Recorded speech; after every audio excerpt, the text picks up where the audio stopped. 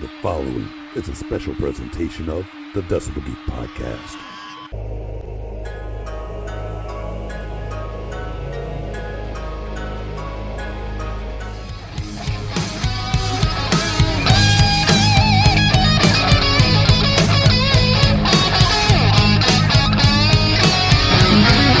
This is the Decibel Geek podcast with Chris Czynszak and Aaron Camaro.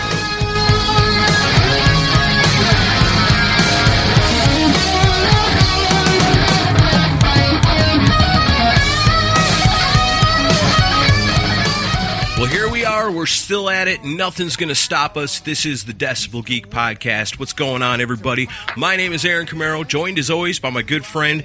Unfortunately, in these times, nobody's still quite sure if it's safe to get together. So, by the power of Skype, he's here with us, Chris Czynszak. I digitally raise a beer to you, sir. Right back at you, my friend. Man, we're going to have some fun again this week.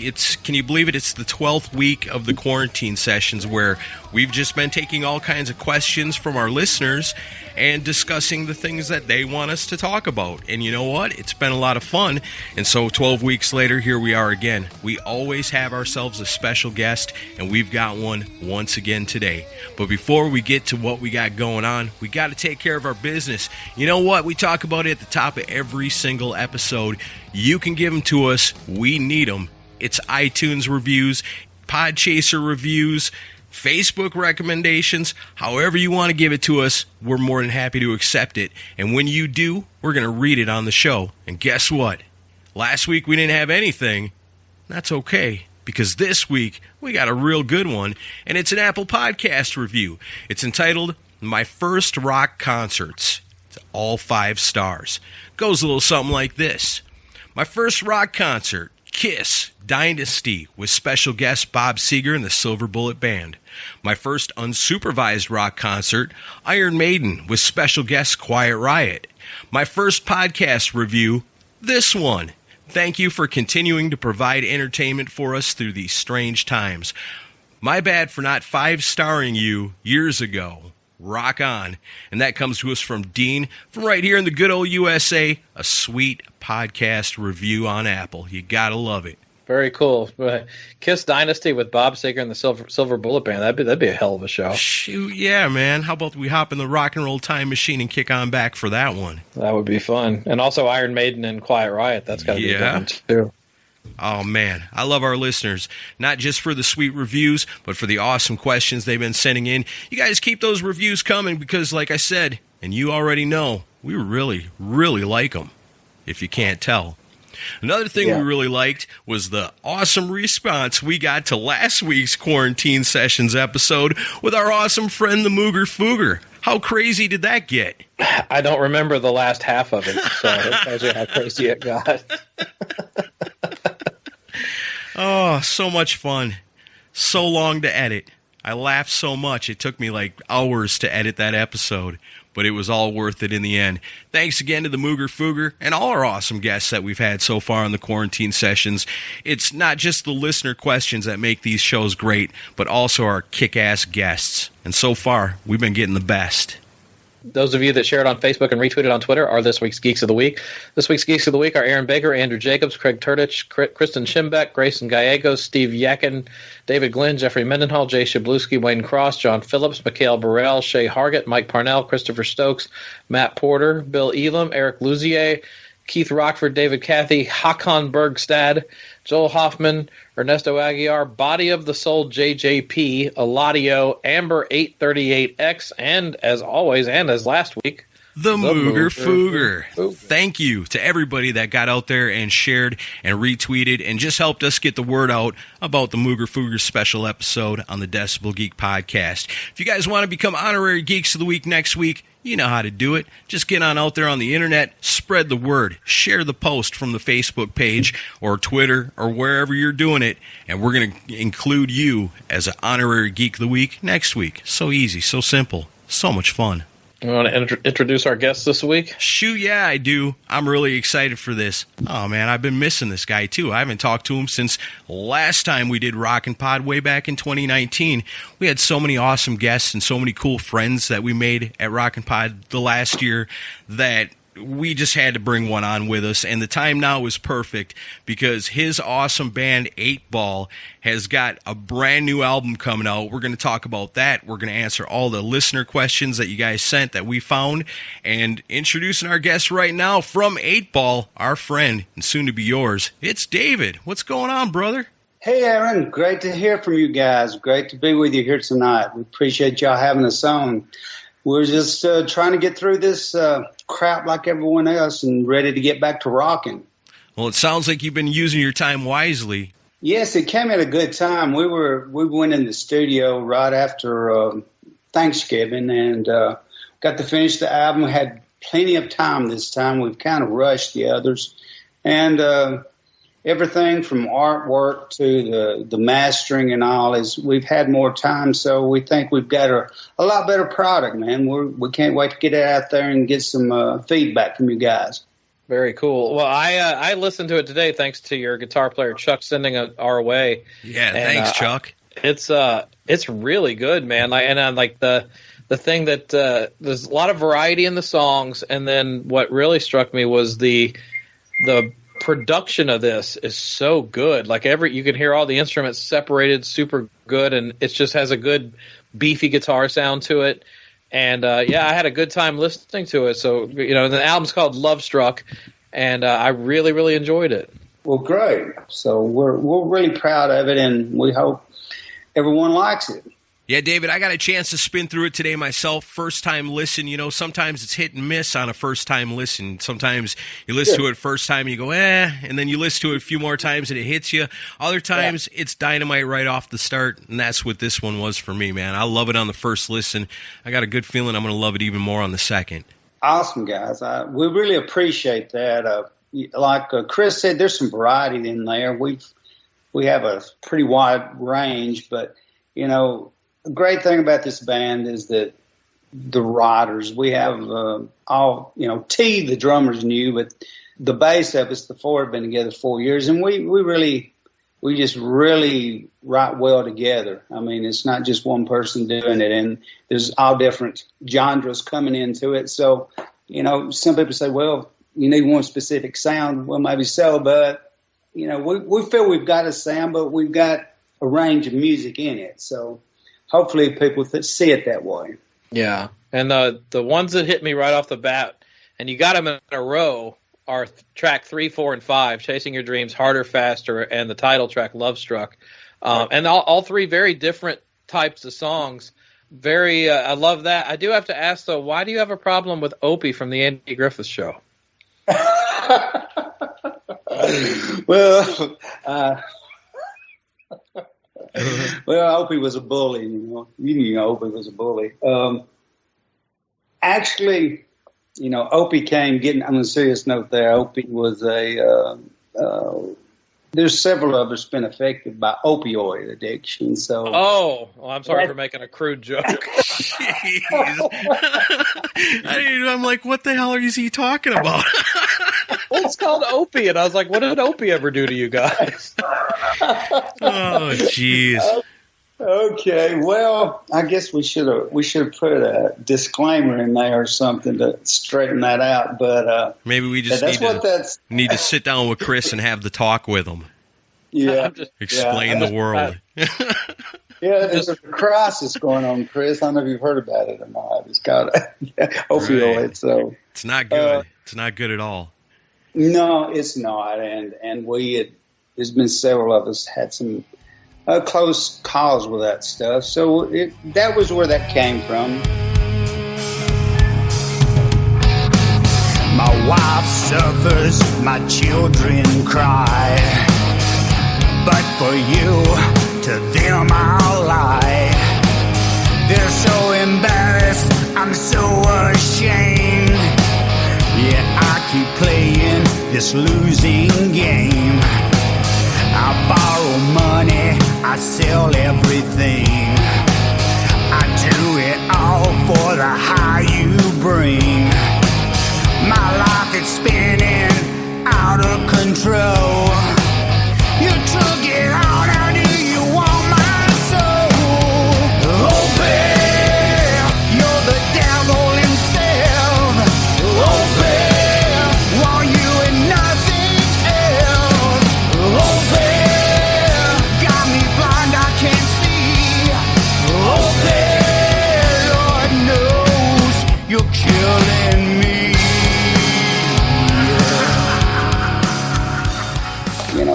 hopefully, affect somebody on it that's had some trouble with it. That's what you hope a song will do. A serious song like that. Yeah, well, so this is a new record. This is the earliest in the show I've ever put my foot in my mouth. I'm sure it's not. I'm sure if we went back through the archives, we could find something. Thanks for the support, Aaron. Well, that's the first I've heard that. It'll probably be the last, too. It's a bad joke. Well, oh, man. Off to a start. No, that's very cool, man. I always see, for example, I follow Donnie V on his Facebook, and, it's cool to see the people, the fans that'll reach out to him and say, hey, this song you wrote, 10 years ago about, your struggles with drugs has really spoken to me and has helped me, or somebody that looks at Ace Frehley and says, hey, man, you've been sober for a while now, and that's really inspired me and has helped me. That's cool, that's awesome. And I know as an artist, there can't be much more higher praise than that, something that makes you feel good about something you created. Oh, without a doubt. When people come up and tell you, they like the song, they can relate to it, it's just the most awesome feeling you can have is that people can understand what you're trying to put out. Most of our songs are, heartfelt and even the ones, crazy ones and the fast ones and the, rock and roll, they're all what we are and what we try to be and what we try to put out there to, let's kick ass. Let's have a good time. We like to drive fast. We like fast cars. We love fast women, So, most people can relate, and usually they tell you that, and it's great. It's always great to hear that people are understanding what you're writing. With a band like Eightball, a lot of the songs that I can relate to are the ones about bringing back rock and roll and, celebrating the music. Well, great. Thanks. Again, appreciate the comments there. We've all been playing for years, and we've saw the phases come and go. And it's funny how even all the age groups that you go through now, and you see from 10 years old. My granddaughter, she's 8 or 9, all the way up to 70 years old. Loved the basic rock and roll from the 80s mostly. And, no one's writing that anymore, or they don't seem to be. And, we've lost that sense of, just good music. So we're trying to bring some of that back if we can. Yeah, I think it's more of, it's not that it's not out there, it's that there's no MTV music videos no more. The rock radio stations don't play the good rock bands anymore. So it's out there. It's just harder to find it, but that's where podcasts, I think, come in, because we've kind of taken over as if somebody's looking to be introduced to new bands and artists that go along with the bands and artists they already like, and they like the kind of stuff that we dig, then they can learn all kinds of stuff by listening to our show. And there's countless other ones out there that love rock as much as we do that are doing the same thing. So you got the podcast, brother, and we're proving it today by bringing you some 8-Ball. I don't think your local rock station is doing that, but they probably should be.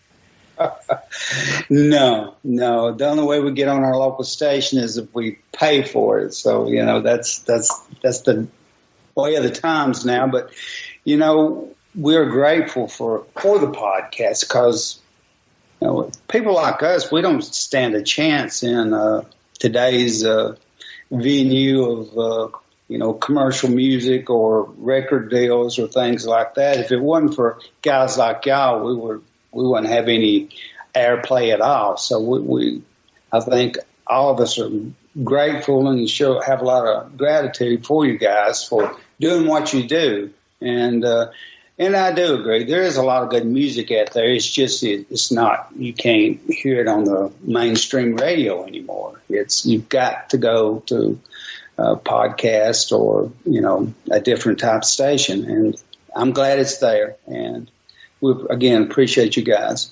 Very cool. Yeah, well, we're obviously going to help get the word out through this episode, and we've sung you guys' praises, numerous times on the show, especially the great performances you guys put on at Rockin' Pod last year. That was a great time, and you guys were so professional and great to work with.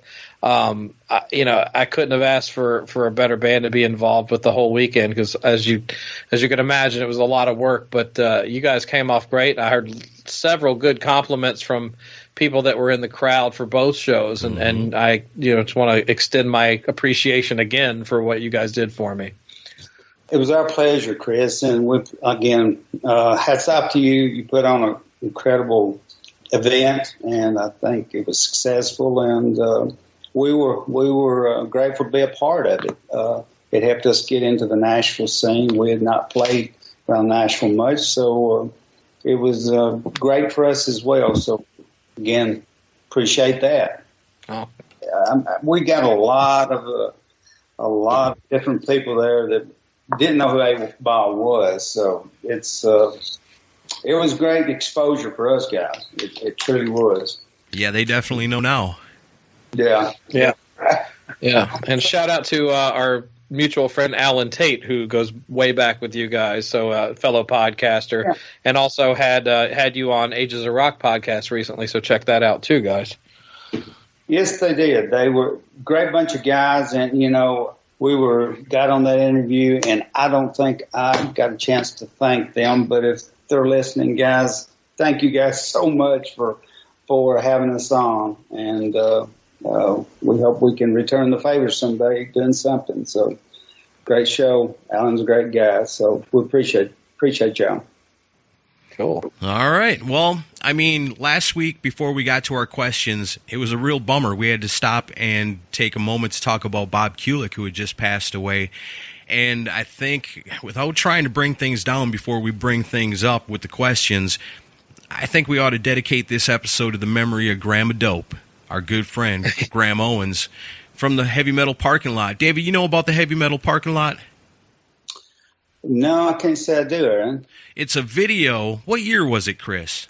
1986. So somebody showed up with a video camera in 1986 and went to a Judas Priest concert and just hung out in the parking lot before the show and saw all the young dudes out there partying and having a good time. And the video lives on to this day. You can go on YouTube and watch it. And, of course, the young kids that were there for the Judas Priest show that were screaming about their favorite bands and drinking beer and doing drugs and being young and having fun, they all grew up, and so now they're all adults, and so people still watch this on the internet. So for the very first Rockin' Pod, Chris gathered up some of the people that had a hand in that, the guy that filmed it and directed it, and a couple of the key people that were featured in it. And one of those guys was a guy named Graham. And when they are filming him, they say, "Hey, what's your name?" And he says, "Graham, like Grandma Dope, man." And he shows up to Rockin' Pod, the very first one, and is such an awesome dude. And him and Johnny, DC 101 guy, right? Yeah. We're so cool, and the guy that was brilliant enough to bring a camera down there that one day and capture it for all eternity. And recently we got the word that Graham had passed away. So, I think we dedicate this episode to him and answer a bunch of really good questions and make it a really good episode. Yeah, I actually talked to Jeff Krulik, who directed Heavy Metal Parking Lot. I talked to him on the phone last night because he didn't know yet. And we talked for like an hour and had a good conversation about Graham and how he had done so much with his life. Me and him also bonded because we both have sons that are in the military, and he's so proud of his son. And he turned himself into a really great man after a lot of struggle over the years. He even wrote a book about everything that he had gone through, and we had a great talk. And next year's the 35th anniversary of Heavy Metal Parking Lot. So me and Jeff already was like, well, maybe we could do something at Rockin' Pod next year. So. And if we do, it will definitely be in tribute to Graham for sure. Yeah, definitely. All right. Well, I guess with that being said, are you guys ready to get to the listener questions? Yeah. Yes. All right. So I'm ready to knock them out for you guys, so I'll run down the list. Our first couple of them here come from Instagram. The first one is from Joseph DeCerbo, and he says, "Hello. Love your show. Here are some questions for your next quarantine session. Wrathchild America or Malaya Rage? You guys, I've never heard of Malaya Rage. I've never heard of Malaya Rage. David, you ever heard of the band called Malaya Rage? Malaya Rage? No, I've not heard of Malaya Rage. No. Then I guess it's a unanimous Wrathchild America. Yeah. For me. He says on the later side, Saints and Sinners, Roxy Blue, or Trickster. Roxy Blue, because they're such great guys and a great band. I agree with Roxy Blue. I'd definitely go with Roxy Blue, too. Awesome dudes, and, man, I love all their stuff, from the very early stuff to just the album they came out with a couple years ago. All good. Still rocking, yeah. All right. That's off to a good start. Byron Chambers. First, I want to thank Mike G. in episode 407, Quarantine Volume 10, for showing love to the band Social Distortion and the album Live at the Roxy. Amazing album. It's what got me into them. Now, my question is, why haven't you guys heard of that, and why are you not listening to it right now? David, are you a fan of the band Social Distortion? You familiar with them? No, I'm not. I mean, I know everybody talks about this band all the time, like they're super awesome, great, but I don't know. I guess whatever I've heard didn't jive with me, so I must have never been grabbed by it enough to really get into it. But I've got good friends that swear by this band as being one of the greatest of all time, so, just add it to the list of bands I guess I need to really owe it to check out. I like them. I mean, I've listened to several of their studio I've never heard this Live at the Roxy record, but yeah, I mean, they had a big hit called "I Was Wrong." That was a big hit. They have a great song called "Ball and Chain." Oh yeah, they're kind of like pretty good, I guess. Almost like hard rock meets punk. Mike Ness is the singer, and they're a good band. But I still have to check out the live record. All right, Don Hoxie wants to know favorite female rock guitar player. He lists Orianthi, Nita Strauss, Jennifer Batten, Lita Ford, Joan Jett, others. They're all good. Yeah. I'd probably go with Lita Ford, I guess, if I'm picking all of them, because I love that she has a career that was in the hair metal scene, but also in the punk rock / new wave scene with the Runaways. But they're all very talented players. Yeah, Lita Ford. She looks really good. That's my vote.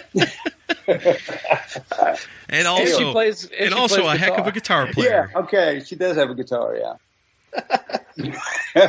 I like all those. I added a couple to the list. Jan Kunemund from Vixen. Yeah. Man, she could wail on guitar. You got to give it up for Courtney Cox, who plays with the Iron Maidens. If she's playing all them Iron Maiden tunes, that means she's automatically a damn good guitar player. Personal favorite of mine was always Blair and Bitch from Betty Blowtorch. That's an awesome band. They only came out with one album, I think, and an EP, and that was it. But she's got some chops. But my two personal number one favorites is Allison Robertson from the Donnas, because she's just like you take Ace Frehley and Angus Young and mash them together, and that's what you get, so you can't go wrong with that. And of course, number one, if it ain't Lita Ford, I got to give it to Nancy Wilson from Heart. Oh yeah, I didn't think about her. Forgot about her. I knew you guys were going to say that as soon as I said Nancy Wilson. Oh yeah, Nancy Wilson. Shit, yeah, you gotta, number one. So no love for Courtney Love. I heard her pie is delicious. I was just going to make that joke. If you don't get that joke, you got to go back and listen to last week's episode. Right. All right. Let's see. That wraps it up for Instagram, and we got one on Twitter. We're real big on Twitter, Yeah. And this one comes to us from John McGaffick. Do you agree that an album's length is important? After 10 or 11 songs, an album seems to lose its focus. If you agree, what are a couple of albums you would cut off a song or two to make perfect? What do you think, David? Does the length of an album, I mean, nowadays on a CD or a digital download or whatever, your album could conceivably have 50 songs on it if you wanted it to.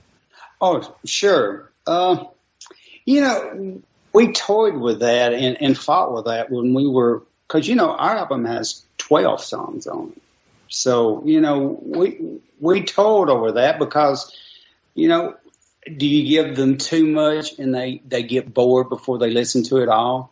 You know, are you giving them too much to digest, too much to understand at one time? So we looked at doing 4 songs at a time, and then, but, you know, finally just said, we'll throw them all out there and just hopefully they'll listen through, and what they like, they'll go back to.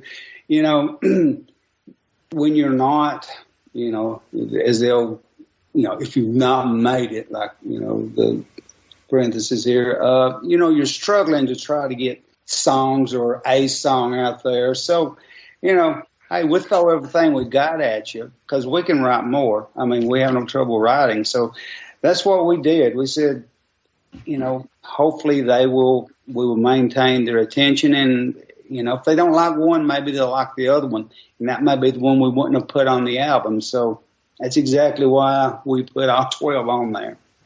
Yeah, I don't see why not. I mean, if you got the ability to put them on there, I think 10, 11, 12 is probably, you stay right in there, I think you're pretty good. You know, you start getting too much more than that, I don't know. And in the time now where, like, the EP is king, like you said, people releasing 4 or 5 songs at a time. Yeah, and and for me, I mean, I don't know. I don't know that it really matters these days because everybody just picks and chooses. But if I'm going back in time, and then this is kind of a double argument, because like he's asking what are a couple albums you would cut a song or two off to make it a perfect record. Obviously, I would make Guns N' Roses' Use Your Illusion one album and cut several songs. But that's me as a surface Guns N' Roses fan. But however, I'm a massive Kiss fan.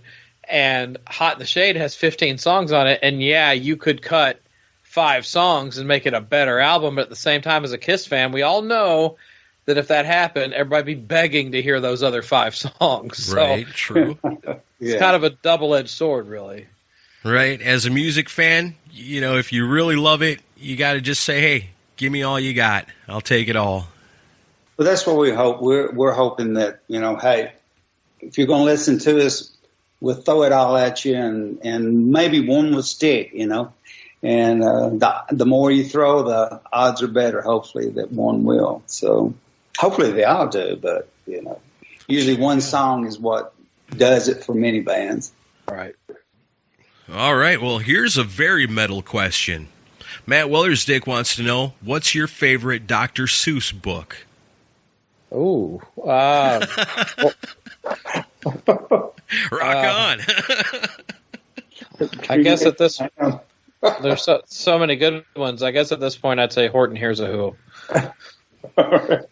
I guess I'm going to go with the classic Cat in the Hat. That dude was a trip. That's good too. Green eggs and ham. Cat in the Hat. Yeah. Is this something that normally comes up in interviews and things? Yeah, but usually it's with my granddaughter that's about 7 or 8 years old. Yeah. I get lots of questions about things like that. Right on. Let's see. He also wants to know favorite Friday the 13th movie and least favorite Friday the 13th movie. You a fan of those, David? Yeah, I am. My favorite would be the first one. You know, I have to say the first one. The others, I don't know. Just they're all about the same after that, but the first one was the best to me. Cool. For me, I was really into the Friday the 13th series when I was a kid. I'll say, well, I wasn't really a big fan of the first one because you really don't see Jason through most of the whole movie. Yeah. But my favorite, and this for personal reasons, was I think it was part 8. It was called Jason Takes Manhattan. Yes. And it wasn't necessarily the greatest movie, but me and my buddy Jacob at the time were obsessed with those movies, and we watched it on opening night at the movie theater. So wow. I still have a postcard that they handed out of Jason standing in Manhattan, and on the back it says, "Wish you were here." So that was still my favorite one. And then my least favorite has to be, I think it was called Jason X, but it was like Jason in space. It was so ridiculous. I kind of like that one. Do you? Yeah, but I gotta agree with you. My favorite one was Jason Takes Manhattan too, because that fell right into my time zone of being a teenager and first getting to go see movies and stuff. And the thing I always remember about that movie is the boxer, and he's gonna straight up fight Jason, like fist fight him. So he's nailing him with all these awesome boxer punches and just beating the hell out of Jason. And then Jason just takes one straight shot at him and punches his head completely off. And it flies back and lands in a garbage can. Yep. That's why that's the best one. Yeah. I agree.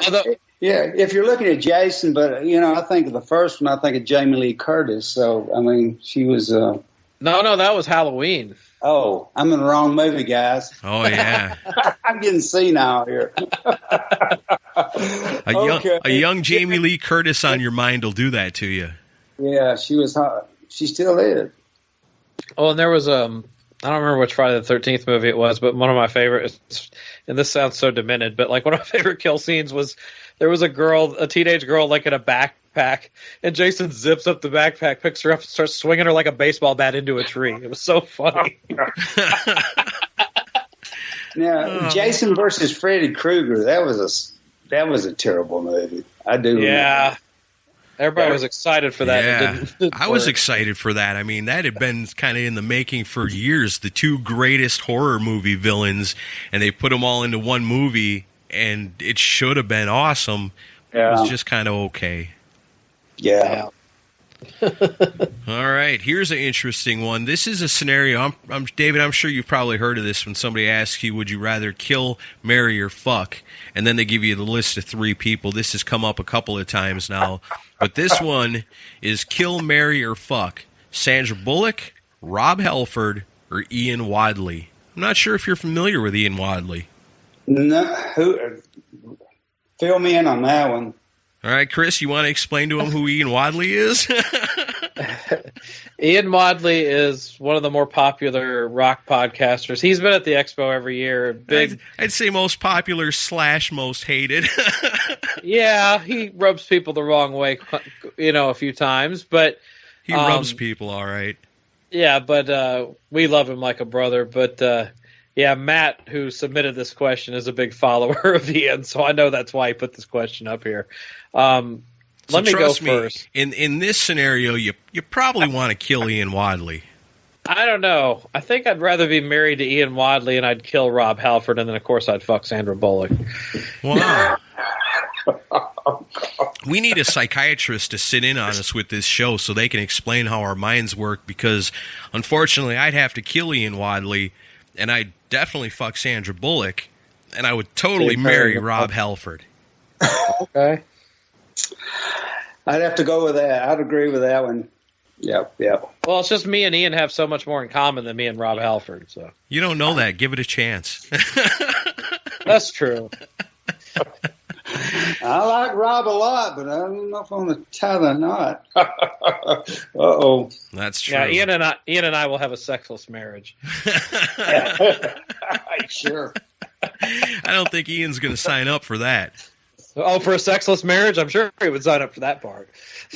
Probably not. Mm-hmm. Which is the better Patrick Swayze character? Bodie from Point Break or Dalton from Roadhouse? Does any of this make sense to anybody? Oh, yeah. I love the movie Roadhouse. I mean, he was a badass in that movie, so I guess I'll go with that. Oh, but he was a bad guy in Point Break, and he helped distract from the awfulness that is Keanu Reeves. So I'm going to say Bodie. Yeah. I like Dawson Roadhouse. He was badass. Yeah. Yeah. Kick the hell out of people. No problem. Yeah. And I will say my wife approved of this question. I'm sure. Ryan Fraser wants to know, what would you say is the best movie soundtrack of all time? Damn, that's hard. Just to pick one? Oh, man, that is tough.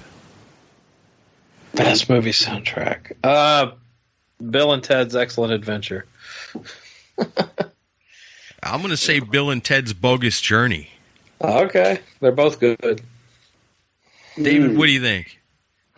Gosh, I don't know. I mean, there's a ton of great ones. I mean, we could sit here and debate that all day. I mean, you got heavy metal is a classic. Most of that's pretty dang great. What was it? Queen did Flash Gordon, the movie? Yep. Oh, yeah. All right, Joe Jenkins wants to know, or he's got this to say. I listened to one of your older podcasts today. Radio Sucks, classic rock version. Spotify's favorite episode. Joe liked it too. Yeah. He says, pure greatness. What are more of your favorite deep tracks? I guess let's evolve this into bands. David, what do you think are some of the classic rock bands from maybe the 60s, 70s, even the 80s that should have gotten more radio play that you think would have been great if they'd have got a push?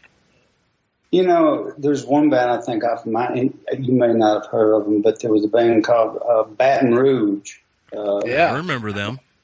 They had one song, Walks Like a Lady or Walks Like a Woman. They were I'd seen them years ago, and they were a good band, great guys, and it's a shame. I think they come right at the fall of when the grunge kind of nailed everything in the head, so they were a really good band. Another good band, I think, was Badlands, but I think, that their demise came out, I think when the singer passed kind of quick, but they were a really good band. Real good. Jakey Lee, Eric Singer. Hell yeah. Yeah, they were I really liked that band. Nazareth was a good band, I think, that should have been, I think, played more. I mean, they peaked with the album Hair of the Dog in like 75, but I mean, they put out albums for a long time after that, but never really reached what they did with that album. No, and I think the music was good. I don't know what happened. What do you think's better, to get it and lose it, or to always be fighting for it? Well, hell, I want to get it, man. Yeah, well, there you go. You keep fighting for it. I think that anyway, I can get it now. I'd rather get it and then keep fighting to get it back than never get it at all. So that would be my point. That'd be my stance on that. Right on. Yeah. I want to ask a question, because this is something I've wanted to ask you for quite a while. So this is from Aaron Camaro in Nashville, Tennessee. Tell me about the band Lust. Wow. So you guys, this is a good-looking band, a good hard rockin' sound. Yeah. Could have been one of those bands that you've seen on MTV. Yes. Tell me the story about Lust. I got to know. Okay. Lust was around in the 80s. They were a group, and I actually joined the band later. Okay. I'd been out touring with another band with a drummer, and he kind of fell into Lust for a short time till John, the original drummer, come back. And while he was there, they were looking for a singer, and he kind of brought, he knew me. We'd been touring together, and he'd thrown my name around, so we ended up together, and we a really good band. They had good sound. We put out an EP. It's still floating around. I think you can find it on YouTube and some spots. Some of the we put out a record that actually went overseas and did quite well. We got a record deal with Belafonte Records and had a manager out in Nashville, and it was looking really good. We were on the if you remember KDF. Legendary. They had a homegrown album, and, one of our songs made it, Nights Are Lonely, made it to that. And we were doing well. It was cool. We were getting fan mail from Czechoslovakia and all over the world. And, what's happened was we got the deal, and they were wanting to put us in the studio again to do another album, take us overseas, because music is so much, this music seems to be more accepted everywhere except the United States, as far as the commercial end of it, the people that promote it, the big people. So we were looking at going over there, and the band just got impatient waiting, and just sad to say, we kind of fell apart. I think they picked up with another singer, but I don't know. I don't think they ever. I think they got some other kind of deal, but we kind of parted ways, and that was it. It was sad because we were. That was probably as close as at that time that I'd been to, to hitting the big time, but it fell apart. All right, let's get back to the questions. Jeff Reed comes to us on Facebook. David, have you seen the Geico commercial with RATT on it?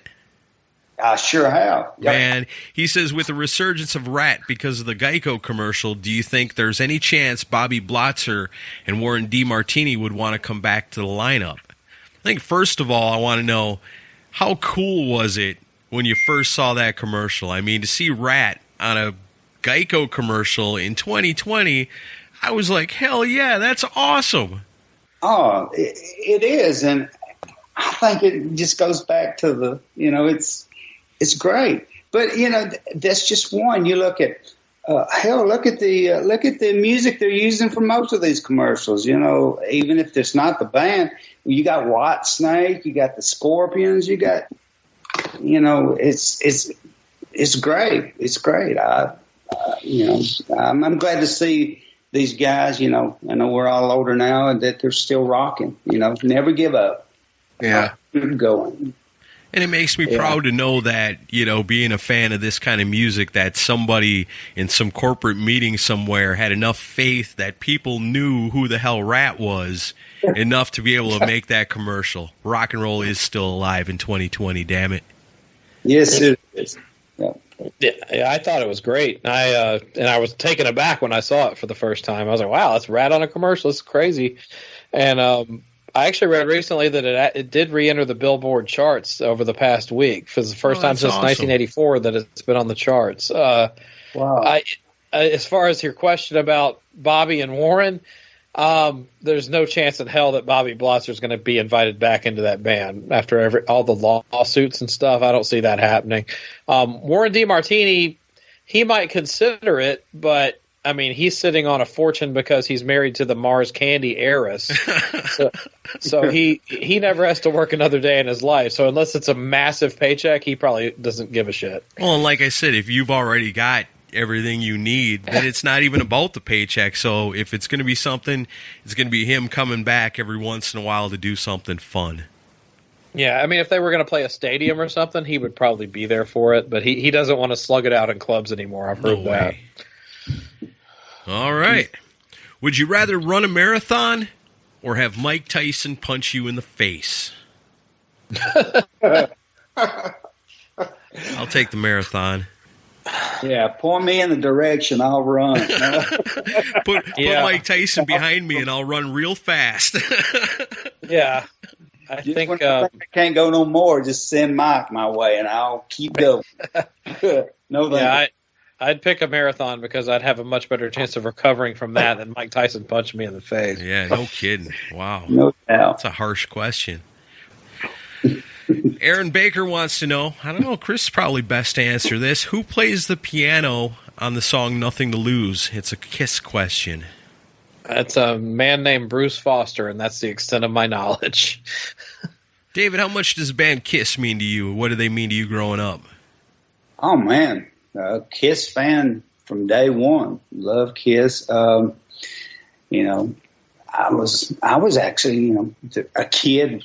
I'm not that old. I was a young kid when Kiss came out, and Rock and Roll All Night. I heard that, and gosh, got into Kiss, and they were a big influence on me. I think Paul Stanley is one of the most underrated frontmen that there are. The guy's incredible. He sing. Of course, I know he's had trouble with his voice later years, but gosh, the showmanship, play guitar and the singing, incredible front man.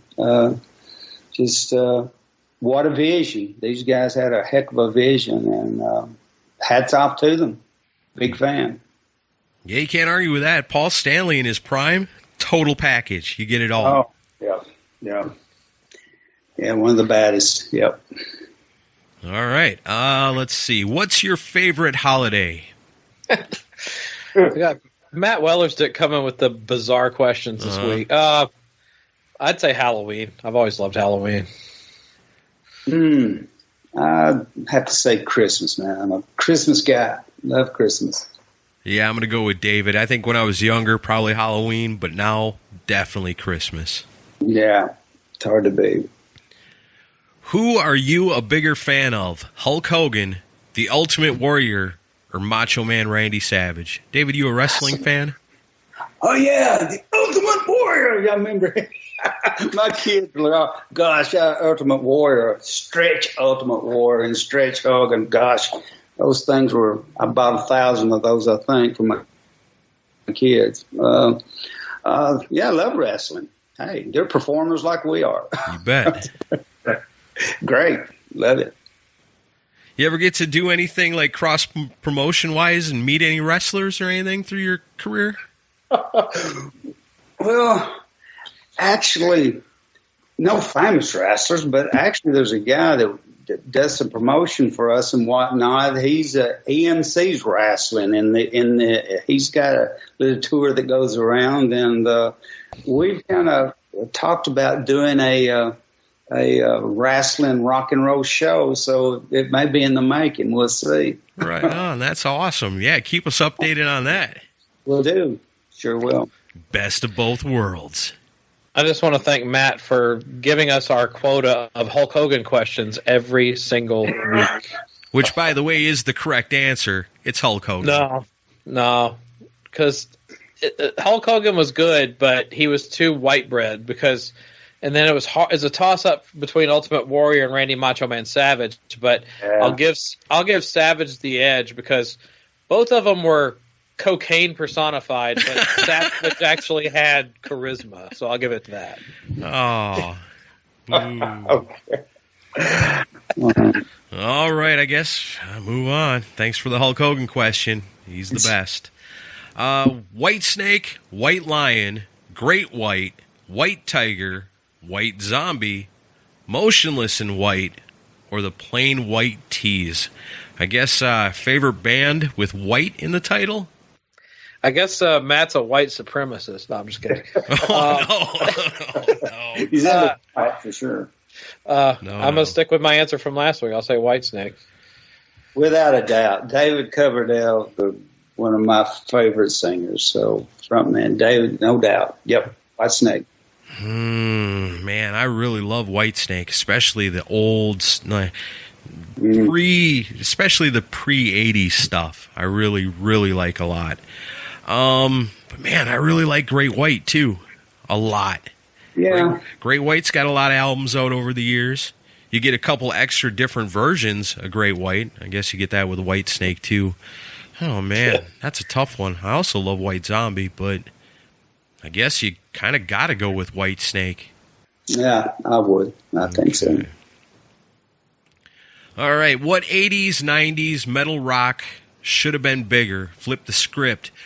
Who was a big band that should not have been? That's a question from Keith Rockford. I know we kind of already talked about like Baton Rouge and Badlands, bands from the 80s and 90s that should have been bigger. I always go with a band from Texas called Pariah. Oh, sometimes these questions seem like they come up again and again, but in different ways. Chris wants to laugh at me, but I'll say Tough. If they'd have been a couple years earlier, being out on the Sunset Strip, I think Tough would have been just as big as Poison or any of the rest of them. I'm not going to laugh at you. Thanks. That's the first. Oh, am I that bad? For me, Tora Tora. Sure. Yeah, for sure. Tora Tora deserved a much bigger shake. And I guess an underrated band from that era, Wild Side, that we've talked to Rock and Ron Running about. Definitely. As far as a great band. Big band that should not have been big. Huh. That's a hard one. I can't really take anything away from bands that actually made it. I mean, at least all from that era, everybody that made it, I think they deserve to make it. Yeah, whether you personally like the artist or not. I mean, if they made it big, it must have been for some reason or another, even if you don't understand it yourself, I guess. Nirvana. Just kidding. No, I guess there is exceptions to the rule. Yeah, thanks a lot, but no, I wouldn't say anyone, because hell, somewhere down the road I might get the chance to play with them, so I don't want to piss them off. No, I get that. You're probably not going to get the chance to play with Nirvana, but let me change my answer. Nickelback, fuck those guys. What do you mean? You're going to talk like this on the eve of the debut of me and the Mooger Foogers' new tribute band, Back Nipples? I'm not going to talk to either of you ever again.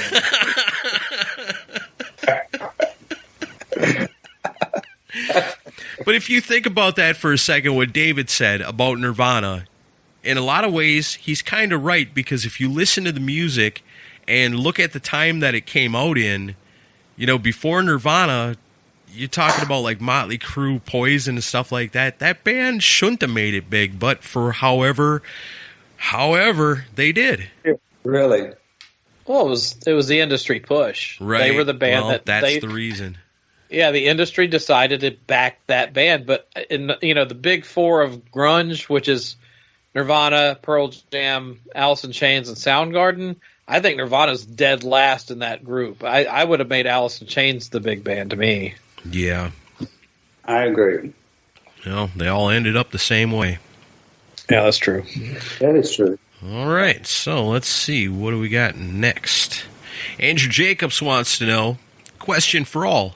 I've asked this question before, but I figured I'd ask it again in case the answer was no last time. Have you gone out to any restaurants or bars yet? And if so, where did you go? I know the whole quarantine thing's been going on for a while, but I think people are starting to get back out and do stuff. Are you guys getting out and doing anything?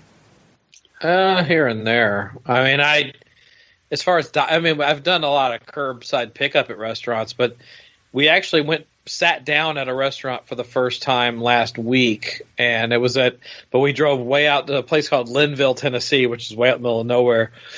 We just wanted to get out of the house for a while, and it was like an old, like turn of the century style diner burger place, and it was us and one other person in the whole place. So we easily were able to be socially distant. But other than that, not really. And bars, you can't really go to just bars right now. They haven't lifted the restrictions on them. I don't know if I'm ready for any of that stuff. I mean, sitting down in a restaurant, can't wear a mask while I'm eating something. So today, my wife and I kind of really got out for sort of the first time and went out and hit some yard sales just for the hell of it. They're all outside. No big deal. Plenty of opportunity to stay a little distance from people.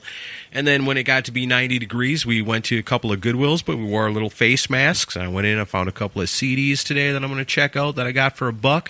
Could be a future Camaro's cutout bin. You never know. But, yeah, I mean, it felt kind of good to get out and do stuff today, but still kind of, cautioning my ways. David, you getting out and doing stuff yet? Yeah, actually, I live about 70 miles east of Nashville, and, we're kind of separated from I think, the rules that y'all are. And, I've been out. Some of the local restaurants are opening. Of course, they're doing the distancing. You have to sit.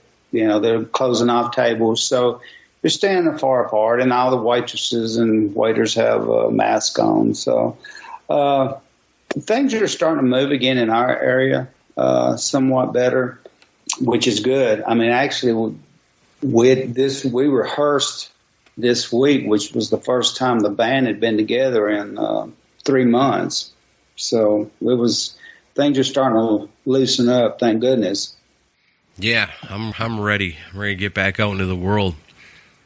James West wants to know, what's your favorite and least favorite of the hair metal bands? These are all kind of the same. Who should have been bigger and who shouldn't not have? Let me put a twist on this, David.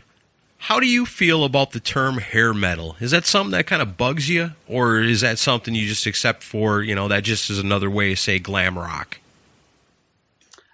I've heard it so much. It really doesn't bother me. I guess it is what it is. There was a lot of hair then, and bands had that look. It was glam rock, and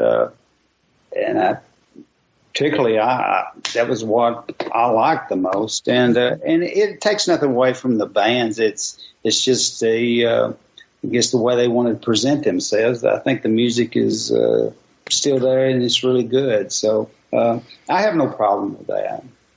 I kind of, over the years, I guess, have just kind of accepted it for what it is. But there was a time it kind of made me mad because it seems to take something like that and call it hair metal seems to imply that, it wasn't music. It was fashion. And it wasn't fashion. It was fashion and it was music.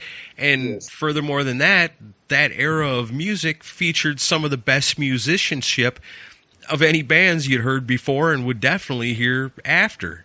So I always thought calling it hair metal kind of marginalized it and kind of seemed lame, Grunge. That's a cool word, Sounds tough. Sounds mean. Hair metal doesn't sound cool at all.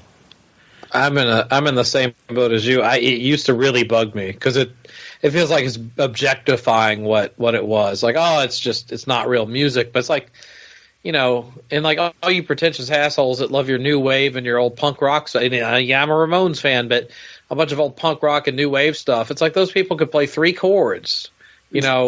Give me Warren DeMartini or Eddie Van Halen playing, up and down the fretboard.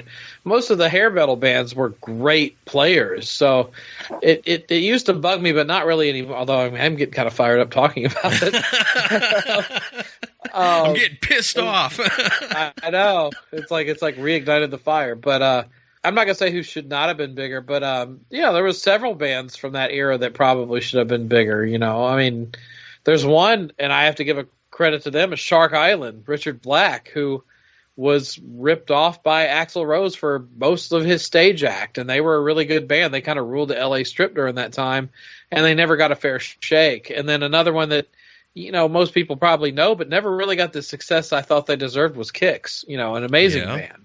I'll throw the Sea Hags in there as well. Oh yeah, they only had one album. It was damn near perfect rock album, and they never had the opportunity to put out a second one. How lame. So many bands like that. Salty Dog. Yeah. You know any of that stuff, David? Oh, yeah. I know the bands. Yeah, I agree with you totally, especially with Kix. I think Kix was an exceptional group and great bunch of guys. Well, I think one of the guitarists was at the Rock Expo. Super nice guys, talented people. It just didn't go their way. It's sad. One more thing on the hair metal band's name. Now, you guys, Eightball, are a bunch of cool-looking, long-haired rock and roll dudes. Would you be offended? Would you be offended if somebody came up and said, "This is my favorite hair metal band"? No, not at this point. Hey, just being their favorite band. Hey, amen to that. Take it any way we can get it. I don't mind. We'll be your favorite thrash metal band. We'll be your favorite polka band. Just call us your favorite, and we're all good. Yeah, we're your favorite. Come see our shows and buy our shirts, and we'll be whatever you want to be. All right, awesome. James West wants to know, will you feel comfortable going to concerts when tours start again, and who do you want to see the most? I guess kind of since we got you on the show and you are in an active band, I'd like to know, how do you feel about it? I know you got to be just dying to get back out there and do some shows. Oh, gosh, yeah. We've got the new album and we're wanting to promote it. And actually, this is tentatively, but supposedly August 1st, we are supposed to be. Now, like I say, I ain't say this is in stone, playing a club called Nash Vegas. Have you heard of that?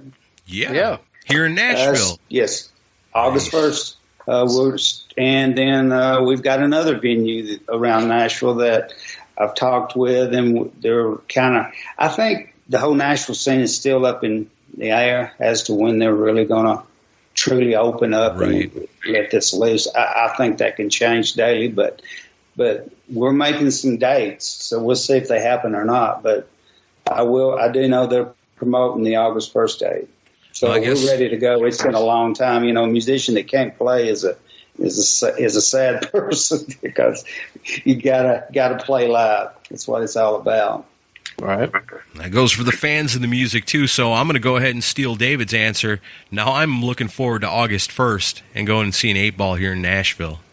Great, guys. Hope to see you there. I'll take anything. As long as it rocks, I'm ready to go do it. Yeah. I miss concerts a lot right now. This is the longest streak I've ever gone without going to a show. Yeah? Yeah, now that you mention it, you're probably right. Just buy us a couple of those things Baco's selling. Yeah, right. We're good to go. What bands that retired do you miss, and which bands do you think should have already called it quits? Is anybody really, truly retired?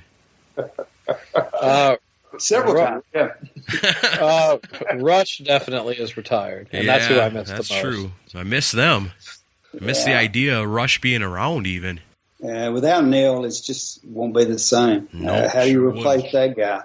Oh, you don't. I mean, oh man, who else is gone? I mean, besides, when somebody dies, I wouldn't really call that retired. So, I mean, as long as somebody's alive, I don't think an artist is ever truly 100% retired. I mean, is there bands that have broken up that I'd like to see get back together?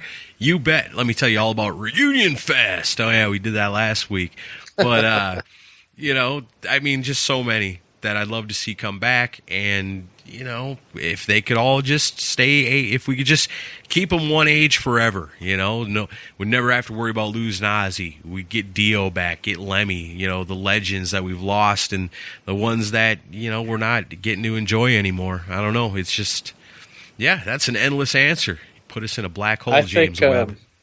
The Dio hologram needs to call it quits. Let's see. I've seen it's the anniversary of Load and Saint Anger recently. What are your thoughts on 90s Metallica?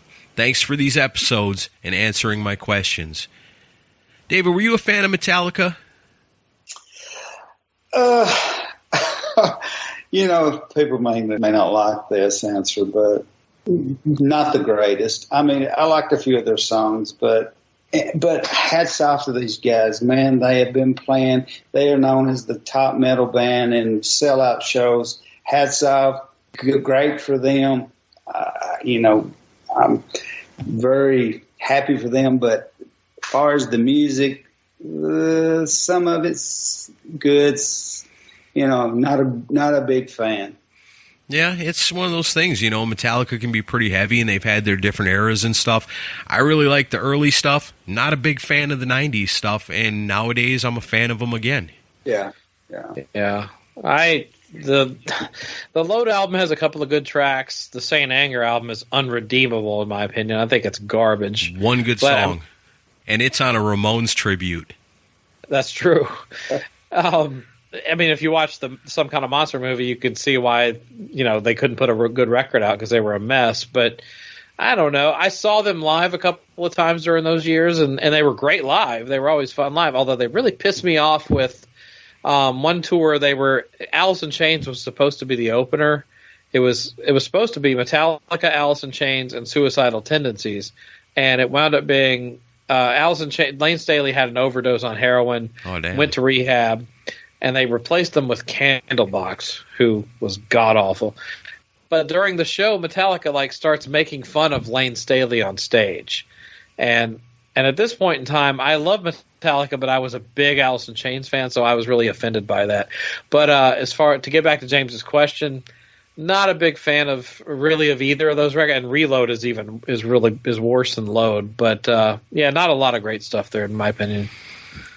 Turn the Page was to me the best, and it was an old Bob Seger song. That was really a good song. I did like that. Yeah. See, I was a fan of that, the Garage Incorporated album where they did all the cool cover songs. I really love that. Yes. But, the Load and Reload albums, I know Mooger Fooger ranked them pretty high last week. I thought more about that. I give them each about, I give the first one 50%. I'll give Reload 40%. Not great. That's about right. Let's talk about Iron Maiden. David, you love the Iron Maiden? Oh, yes. Yes, for sure. Which do you prefer, the early Di'Anno stuff or the later stuff with Bruce Dickinson? Oh, Bruce.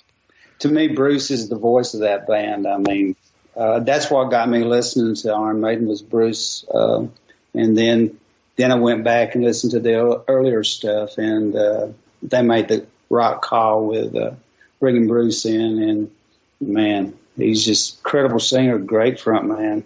Good music. I like him. We used to do a lot of their covers. I love it when you go to a bar and the band that's playing is doing Maiden covers. You can't never beat that. Yeah. I am in the right place. Mm-hmm. Oh, yeah. Now, before Chris comes in and stomps all over that and disagrees with you in every single way, I'm going to go ahead and tell you that I agree with you 100%. Same thing. It was listening to Power Slave and, you know, the albums from the Dickinson era, especially Power Slave. That was the one that got me, was what introduced me to Iron Maiden, and that to me was the real Iron Maiden. And then to find out later, pick up the first album and Killers.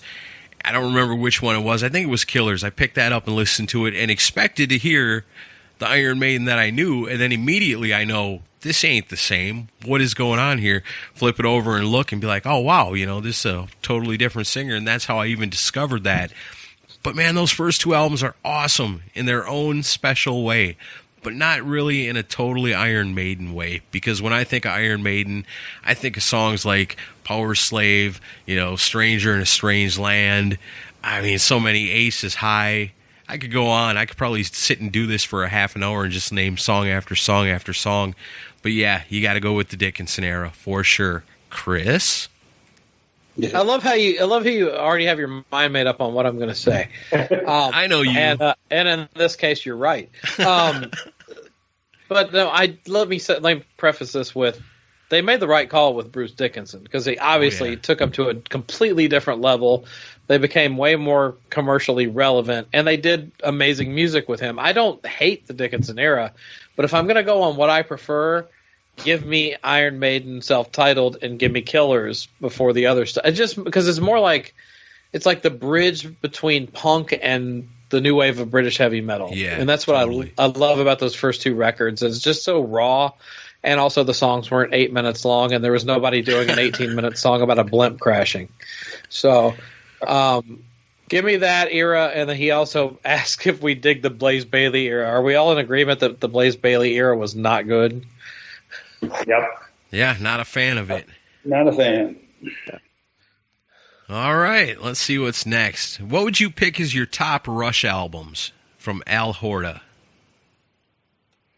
For me, I can tell you my number one favorite Rush album is the first one. I know that's sacrilege because it doesn't have Neil Peart, but I love those simple kick-ass rock songs. It reminds me of the bands I like Kiss and Sabbath and Cheap Trick and bands of that era, Aerosmith even a little bit, where it was just a simple, sweet rock band that had kick-ass guitar, good solid drums, a weird-ass singer who could really play a bass guitar, and some really badass songs.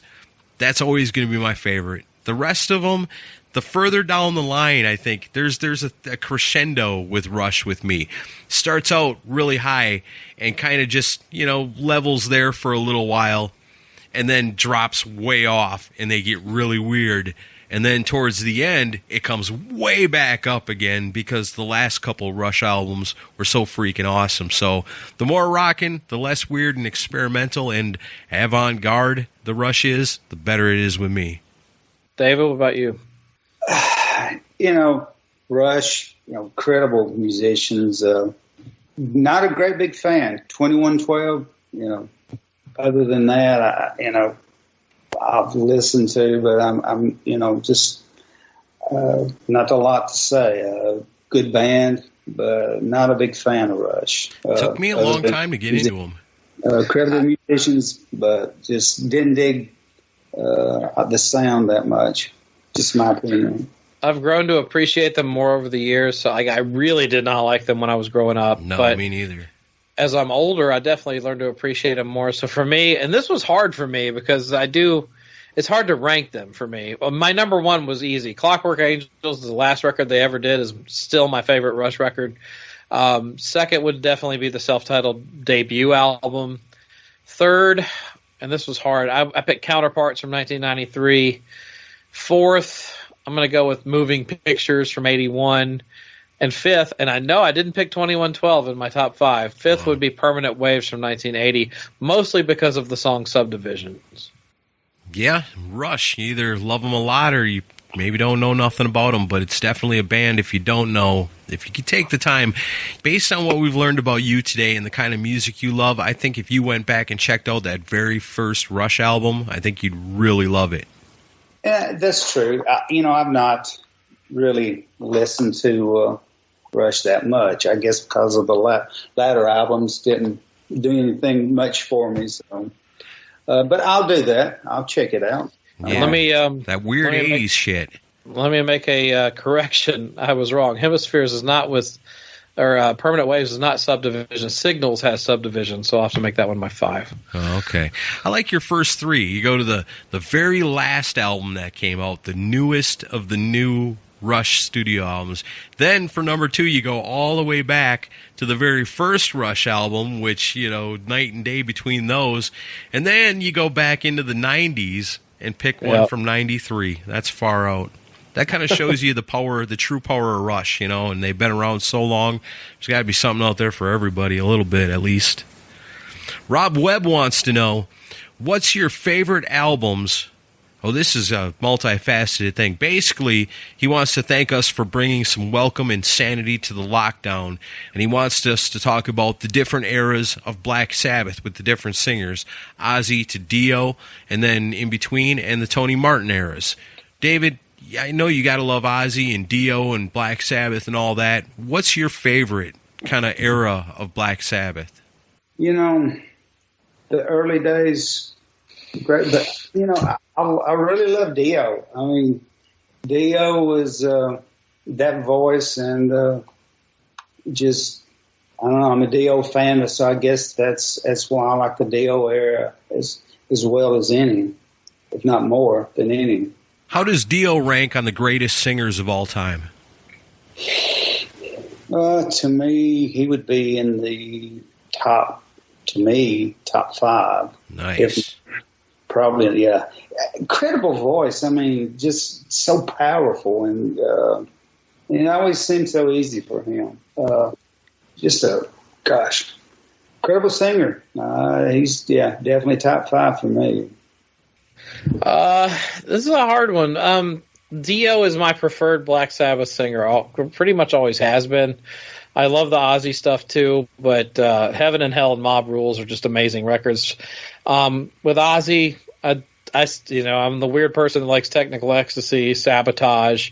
I appreciate the early stuff, but it's a little too dirgy for me. And then for Tony Martin, Headless Cross, that's the best record I think he did with him, although Tear is a decent record too, even though Rob Kern's going to yell at me for saying that. I like it all. I really do. But it started out with me with the Ozzy albums and listening to my dad's stuff. He had the Black Sabbath Volume 4. He had Paranoid. He had Masters of Reality. Man, those albums, I love them so much. And then for years later to grow up a little bit and become a teenager and have the Ozzy albums, And so it was like, wow, my dad had Sabbath, and now I've got Ozzy. I'm a man now. And so, the Ozzy era songs are always going to be super special to me. And next to Kiss, Black Sabbath and the Ozzy era is easily my second favorite band. But come later on and discover Dio, because I knew about Dio as a band and their albums coming out at the time before I knew about Dio in Black Sabbath or even Rainbow and, all the other bands. And so, I had to go back and discover that, and I love that too. And then from there, later on, you learn about the Tony Martin stuff that's actually coming out at the time that I'm a teenager, but I have no idea. Nobody's talking about Black Sabbath and the Tony Martin era, and so I don't ever hear about it. So doing this show, way back, we did the episode called The Other Side of Sabbath, where we basically concentrated on just the Tony Martin era. And I learned so much on that episode. Still to this day, that's one of my most fond memories of doing the show was that episode, because I personally learned so much by being forced to do research on something I knew nothing about, and came away from it learning all these new songs and albums that I really dug a lot. And Tony Martin, man, that dude can frickin' sing, especially on that Sabbath stuff. That dude was awesome. And so I love it all. You know, there's a little something there for everybody. I even like Ian Gillan in Sabbath. I really like the album with Glenn Hughes in Sabbath. Yeah, me too. That's some great stuff. Seventh Star. It's got Eric Singer on it, too. Yep. It's a great record. I'll take it all, man. But to me, Ozzy's always number one. Very cool. Let's see what else we got here. David, are you having fun with this? Oh, it's great. I'm learning a lot. Just bullshitting about rock and roll? It's great. All right. Eric Hernandez wants to know, I'm curious as to how this has affected local bands. I've noticed some breakups and disbandings lately, but how has it affected 8-Ball, if at all? Also, what will you change about moving forward, if anything? There's no doubt it's going to make an impact on bands. I mean, it's, you know, bands have a difficult enough time with the egos, the girls, the money, everything else that goes into the pot that, you know, that seems to want to tear a band apart. Now you throw in this COVID thing where you can't play, because usually playing is what keeps our sanity, is the playing and the crowd. So, you know, the bands, the real bands that are dedicated and, you know, that are into it for the music will survive. They always do. And the ones that are just kind of messing around, I think you'll see a lot fall to the side, because it's a difficult time. You know, the cream will rise to the top, I will think. But as far as where do we go, you know, it's especially with bands that are, you know, we don't have the airplay or whatnot as far as the major stations, so we're not on the major tours, so we're trying to book venues, and where we're going with that, we don't know. We're having to look at other avenues, you know. We're trying to look at social media and more videos. We're working on more videos ourselves to try to promote ourselves as well as we can. But, you know, I really don't think, you know, right now we can answer that truly until we see what happens in the next, you know, few months. Hopefully this thing will pass and, you know, we can be back on the normal, you know, tour schedule. But, you know, if it don't, we're going to have to, I guess, play for less people and try to get our music out through great places like you guys, and maybe more videos. That's all we can do. You know, I think it'll be interesting to see, too. I think everybody listening would think, my favorite bands. Think of all your favorite bands. Now, hopefully, through all this, they're coming out with new albums real quick. So you look at a band like 8-Ball, and something like this has happened. Well, they've made great use of their time by, like David said, taking the time to really craft a really great album, which I'm telling you they've achieved. So what are your favorite bands doing? What are my favorite bands doing besides 8-Ball? Are we going to see a huge explosion of new albums coming out? I know Enough's Enough's got something new coming out. I know I've heard a lot of rumblings of different bands have been working on stuff, but we'll see. It'll be interesting to see which bands have used this time wisely and which ones haven't. Yeah, definitely. Here's a good question for you, Chris. Is it Grayson Gallegos? Yeah.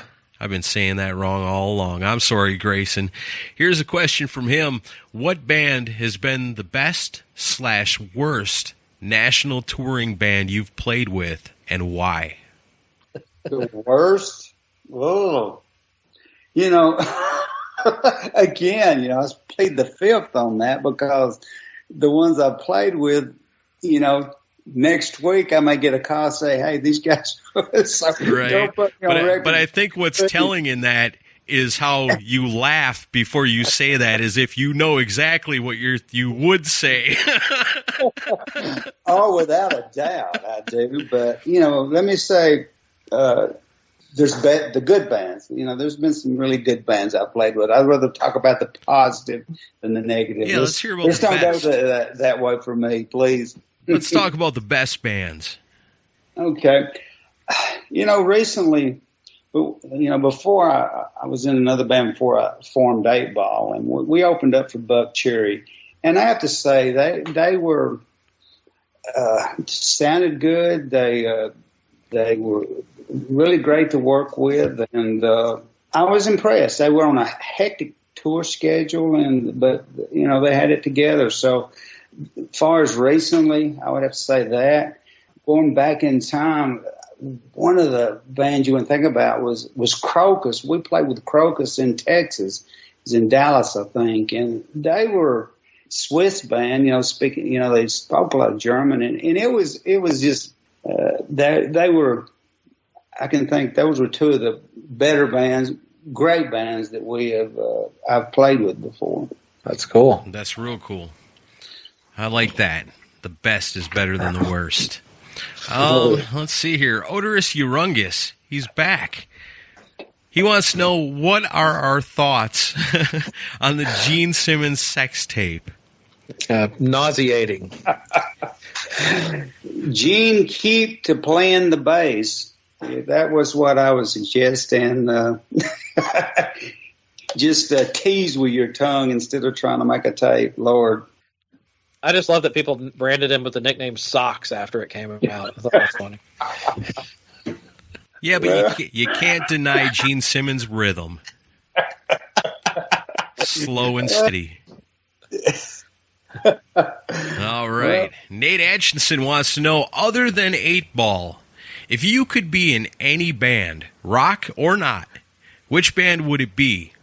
So if you got the phone call tomorrow, what is the one band that would absolutely, before any others, pull you out of 8-Ball if they called and said, hey, we need a singer tomorrow? Oh. Well, let's see. Can I just one answer? Give us your top ones. Oh, gosh. Man, there's so many great bands out there, and I would guess I would go with the bands that I love, the front men that are successful. Of course, he's irreplaceable, but Steven Tyler, man, I would love Aerosmith. And Van Halen, man, I'm a big Van Halen fan, especially the David Lee Roth era.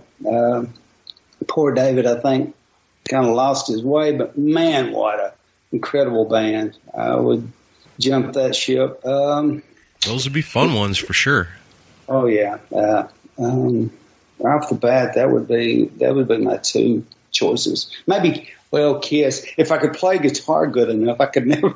I don't think I could do the guitar. I can play guitar a little, but not near like Paul Stanley. So, see, and David brings up a great point of why Paul Stanley's awesome again too, because you always think about him. Great front man, awesome voice. He's also playing some pretty damn good guitar at the same time. Yeah, good rhythm player. For me, my answer is pretty simple. I would be in the Ramones. I want to be in Kiss. I don't want to really play anything. I just kind of jump around and just give me a cool. Don't make me into one of the old guys. Give me my own unique gimmick, my own unique makeup, and I just whatever, set a tambourine on fire or something. It'd be awesome. Yeah. Exploding kazoo solo. All right, Victor Ruiz has got one for you, David. What was your Rockin' Pod experience like, and would you recommend it to others? Hell yeah, man. It was awesome. This was great people to work with. I mean, the fans were great. It was just, I can't say anything about that. I mean, Chris and his lovely wife and Aaron and everybody there was just super nice, and everybody worked well together, and there was no attitudes or egos, and the bands that were brought in were great. It's all I can say is it was a top notch, for rock and roll, classy, top notch act. Place to be, and we were very grateful for the opportunity and really thoroughly enjoyed it. I love Rockin' Pod so much. I'm so bummed out that we're not having one this year because of all the bullshit going on in the world. But, just to be in a place where all rock and rollers are converging. You know, people that all love and appreciate this kind of music. Is just the kind of thing you've always sort of dreamed of, you know, to be able to hang out in a place that with all people that are like-minded as you and as passionate about hard rock and metal music as you are. You just can't beat it. And all the great bands. Eightball was so awesome last year. Yeah, we did the Rare Hair thing with all the different special guests and stuff. And, man, it was just so much fun. And to see everybody else having a good time, enjoying the same things that you're really enjoying. You guys are going to make me cry. I know. I'm feeling like crying myself because I'm really wishing we were all getting ready for this Rockin' Pod that should only be a month away. Yeah, no. Well, yeah. Well, I'd be at max stress level by now, so maybe I'm a little thankful for that. All right, here's another 8-ball question. This one's great. It comes from Bill Elam. Bill wants to know, has the level of squish at shows increased since T joined the band? I bet he's a hit with the ladies. Well, hell, Bill, we're at max as it is, you know. More. Well, no kidding. Oh yeah, you know, the prior drummer we had he was aware with the ladies, but yeah, T has brought a whole nother scene. I mean, he young and old all loves T. He's definitely he stepped up the game. We have a lot of ladies after the show wanting to talk to that cute drummer. So the answer, Bill, is oh yeah. That's great. Rock and roll. That's awesome. Let's see. Jason Bakken, our good friend Baco from Cobras and Fire, he apparently doesn't listen to the show because this is a question I think has come up more than once in the quarantine sessions. It's an obsession with people. They want to argue about it, but they got to know the answer. Do you like pineapple on your pizza? Not really. We already talked about this. David, do you like pineapple on your pizza? Well, it depends on if I'm eating it for my meal or for my dessert, you know. There you go. You gotta have your meal pizza and your dessert pizza. Your dessert pizza has fruits on it. That's right. All right. I take pizza anyway. Hey, I lived too many years on the road with pizza. That's something we could afford. Well, you know what they always say about pizza? It's a lot like sex. Even when it's not that great, it's still pretty damn good. Pretty damn good. Hot or cold. Is that the pizza or the sex? So, hey, take it any way you can get it, right? Nice. All right. Mark Alden Taylor wants to know, do you like the Foo Fighters? And what do you like to drink while listening to music? You a Foo Fighters fan? Yeah, I like Foo Fighters. I wouldn't put them top of the list, but yeah. I have to give the guy credit, you know, after the Nirvana thing. I think, I like their music. I do. I think the Foo Fighters got some really damn good songs. And would I consider them one of my absolute favorite bands? No, but they could have the potential to be. I think they have it in them to be able to put on an album that would be a complete album to me that I think, wow, this is awesome. If I put together like a mixtape of Foo Fighters songs, if I go through and pick and choose stuff, it's awesome. But not all of it's for me, I don't think. No. I agree with that. But there's a few things that I do like, Foo Fighters. And as far as the drink, I mean, I'm not, you know, at this stage of my life, it's whatever, you know, somebody's got a bottle of at the time. I'm not choosy too many years of whatever's available. But I'm not a Russian, but I love vodka. I like vodka. I do some Bloody Marys. Oh, yeah. And I like beer. Oh, yeah. You can't beat the beer. Kamikaze, something like that. It's always good. Chris, I know, wants to talk about some crazy hipster IPA he's got now going on. Yeah, I'm drinking something now called Hippies and Cowboys IPA. It's a local beer. Of course you are. Of with course a you are. Picture of a guy with a bandana and a beard. So kind of looks like Aaron Camaro. I like it. I like it already. I changed my tune. It sounds delicious. I like the Foo Fighters okay. I think Dave Grohl screams a little too much. Same issue I have with Tom Araya from Slayer. But I like them better than Nirvana, I'll say that. And, I drink IPAs. So what? Nobody's saying nothing. Take it easy. De-escalate. Mooger Fooger wants to know, favorite Dio guitarist? Oh, wow. I got to go with Tony Iommi. I mean, if we're talking about any guitarist that ever played with Dio, it's got to be Iommi, right? Maybe Richie Blackmore? That's Dio. I prefer Vivian Campbell. Over Tony Iommi? Well, I mean, just for playing with Dio, I guess. I don't know. I mean, damn, that's a hard one, man. That is a hard one because Dio is the kind of guy that always gets the very best guitar players for what he's doing at the moment. But what if we're just talking about Dio the band? I'd go with Vivian, but a second runner-up would be Rowan Robertson. Yeah, definitely. I think my number one is going to be Rowan Robertson. I have to go Vivian. I really think. I mean, Holy Diver. Last in Line. I mean, badass guitar player. I'll take Vivian Campbell and Dio over Vivian Campbell and Def Leppard every day, twice on Sunday. Oh, yeah. Oh, yeah. All right. Let's see. Where are we at? We're at the end. All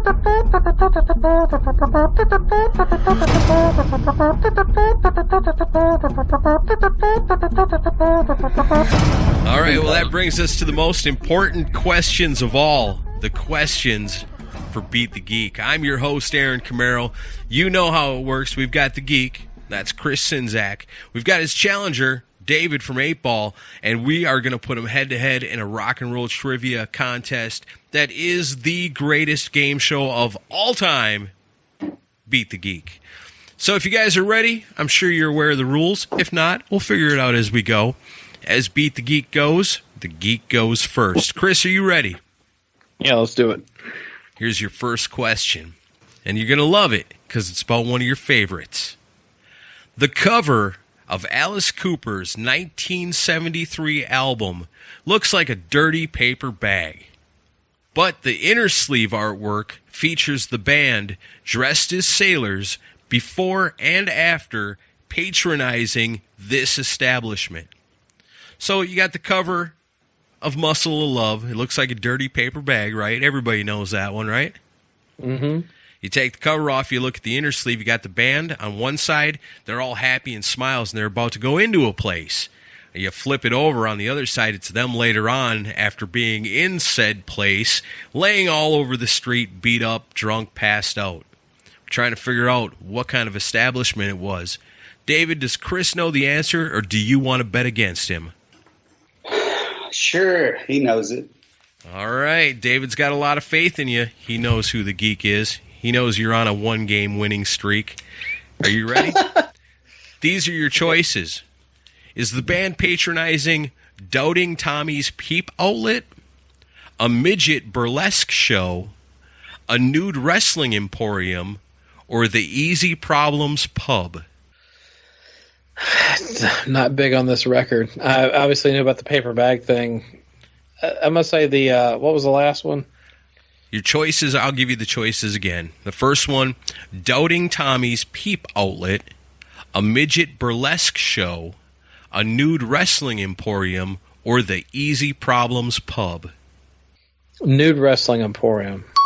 That is correct. Good.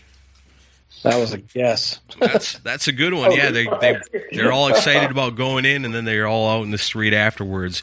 You were not bet against, so you get 1 point. Nice job on that one. I thought I was going to stump you on it. Well, I was thinking of what would wear them out and make them exhausted, so that was all I could come up with. Nude wrestling every time. Yeah. All right, David, it's your turn. Oh, boy. Which of the following well-known rock musicians never served in the military? I got 4 names. 3 of them did, 1 of them didn't. We got to figure out which one never served in the military. Chris, do you think he knows it? I'm going to say he knows it. All right, David, he's not betting against you. Your choices are Ronnie Van Zant, Jimi Hendrix, John Fogerty, or Ray Manzarek. I don't think I don't think Ronnie Van Zant did. That is correct. Jimi Hendrix, John Fogerty, Ray Manzarek, all enlisted in the Army. Ronnie Van Zant never did. Chris didn't bet against you, but nice job. You got that one right. Score is 1-1. Great question. Nice one. Yeah. We're off to a good start. All right, Chris, it's your turn. Which of the following iconic rock albums charted the highest in 1975? I've got 4 kick-ass rock albums right here. We got to know, in 1975, which one of these ended up highest on the U.S. album charts. David, does he know it, or do you want to bet against him? 1975, 1975. I think Chris will know it. Yeah. All right, Chris, he's not betting against you. Your choices are Queen, A Night at the Opera, Aerosmith, Toys in the Attic, Bad Company, Straight Shooter, or Black Sabbath, Sabotage. Which one of these albums charted the highest in the U.S. in 1975? Let me first just say that I hate that you give me these chart questions. Hey, it's just a matter of popularity. You just got to look at it and say, which one of these albums was the most popular in 1975? I know. I'll say Queen, A Night at the Opera. That is incorrect. Well, damn. Actually, Queen came in. Their highest charting spot in 75 was number 4. Black Sabbath, Sabotage was 28. Aerosmith peaked in 75 with Toys in the Attic at 11. And Bad Company, Straight Shooter went to number 3. That's the correct answer. Shit. Well, damn. So David did not bet against you, and you got it wrong. No points awarded. We're still tied 2-2. And David, it's your turn. Okay. After the demise of Deep Purple, Glenn Hughes teamed up with Pat Thrall to release the Hughes Thrall album in 1982. Which of the following drummers played on that album? Pretty big album, comes out in 1982. Pretty well-received, popular album. Everybody knows Pat Thrall, Glenn Hughes. I mean, they're the names of the band. Also pretty famous drummer in that band, too. Chris, do you think David knows it? Yeah, I'll say he knows this one. All right. You guys are not betting against each other in this game. Playing it safe. Here are your choices, David. In Hughes Thrall, the drummer, was it Bobby Blotzer of RATT, Frankie Banali of Quiet Riot, Mick Brown of Dokken, or Leonard Hayes of Y&T? Can you have that one last time? What was their names? Bobby Blotzer from RATT, Frankie Banali from Quiet Riot, Mick Brown of Dokken, or Leonard Hayes of Y&T? It's a tough one. Everybody knows Hughes Thrall. Nobody thinks about who the drummer was on that album. Frankie? That is correct. Nice guess, David. Phew. I own that on vinyl. There's actually a couple of different drummers on there, but Frankie Banali was the only one of those listed right there. But yeah, I didn't know that. Pretty cool. I learned a lot of shit putting together the questions for Beat the Geek. A lot of useless stuff. Someday, if I'm ever on Beat the Geek, I'm going to be pretty good. But I'm the host. Therein lies the curse. All right, Chris, your turn. The score now 2-1. David in the lead. This one's off to a slow defensive battle. The 1989 Grammy Awards are infamous for Jethro Tull beating Metallica for the first ever Best Hard Rock / Metal Performance Award. Everybody remembers that. But does anybody remember that there was also 3 other bands that got beat too? I'm going to give you 4 bands. One of them doesn't belong. Other bands besides Metallica, Jethro Tull beat for that award in 1989. David, do you think Chris knows the answer? I'll say, yeah. I'm going to play it safe. All right, still playing it safe, Chris. You're not being bet against. So, welcome to the 1989 Grammy Awards. For the first time ever, nominated for the Best Hard Rock Metal Performance is Jethro Tull Metallica, but which one of these? AC/DC, Iggy Pop, Jane's Addiction, or Van Halen? 3 of them were, 1 of them was not. I didn't think that For Unlawful Carnal Knowledge came out till later, so I'm going to say Van Halen. Nice deduction. That is correct. Yeah, I mean, everyone talks about, well, Jethro Tull beat Metallica, but AC/DC, Iggy Pop, and Jane's Addiction were also nominated, but you figured that one out. See, that's the fun of it. So you get a point. You were not bet against. The score is tied 2-2. Nice. What an exciting game. It ain't a blowout, that's for sure. All right, David, you're hanging in there real good with the geek. You're doing pretty awesome. Here's your question. The music video for the Twisted Sister song Be Cruel to Your School features the band along with Alice Cooper. It also features this comedian playing the role of a demented school teacher. Chris, do you think David remembers the video for Be Cruel to Your School? I don't know, but I'm going to go ahead and mix it up, and I'm going to bet against him. All right, this could make a big difference in the score, being that it's so tight. David, you are being bet against. Your choices are Sam Kinison, Bobcat Goldthwait, Mark Maron, or Pauly Shore. Who was the comedian playing the teacher? Maybe on the rim, but I think Sam Kinison. That is incorrect. Actually, it was crazy old Bobcat Goldthwait. Yeah, I remember that. All right, so Chris bet against you. You got it wrong, so Chris gets the point. Okay. Putting Chris in the lead, 3-2. And now it's Chris's question.